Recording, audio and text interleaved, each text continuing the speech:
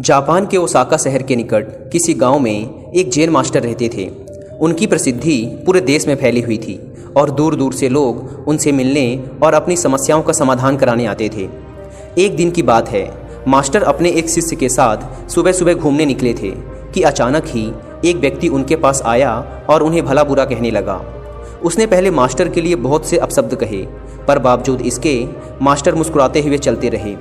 Master को ऐसा करता देख वह व्यक्ति और भी अधिक गुस्सा हो गया और उनके पूर्वजों तक को अपमानित करने लगा, पर इसके बावजूद मास्टर मुस्कुराते हुए आगे बढ़ते रहे। मास्टर पर अपनी बातों का कोई असर ना होता देख अंततः वह व्यक्ति निराश हो गया और उनके रास्ते से हट गया। उस व्यक्ति के जाते ही शिष्य ने आश्चर्य से पूछा, मास्टर, आपने भला उस दुष्ट की बातों का जवाब क्यों नहीं दिया? और तो और आप मुस्कुराते रहे, क्या आपको उसकी बातों से कोई कष्ट नहीं पहुंचा?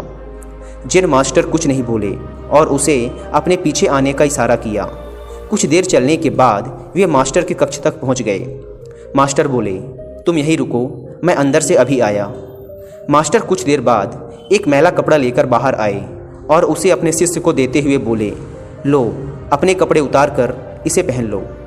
कपड़ों से अजीब सी बदबू आ रही थी और शिष्य ने उन्हें हाथ में लेते ही दूर फेंक दिया। मास्टर बोले, क्या हुआ? तुम इन मैले कपड़ों को नहीं ग्रहण कर सकते ना? ठीक इसी तरह मैं भी उस व्यक्ति द्वारा फेंके हुए अपशब्दों को नहीं ग्रहण कर सकता। इतना याद रखो कि यदि तुम किसी के बिना मतलब भला बुरा कहने पर स्वयं भी क्रोधित हो जाते हो तो इसका अर्थ है कि तुम अपने साफ सुथरे वस्त्रों की जगह उसके फेंके फटे पुराने मैले कपड़ों को धारण कर रहे हो।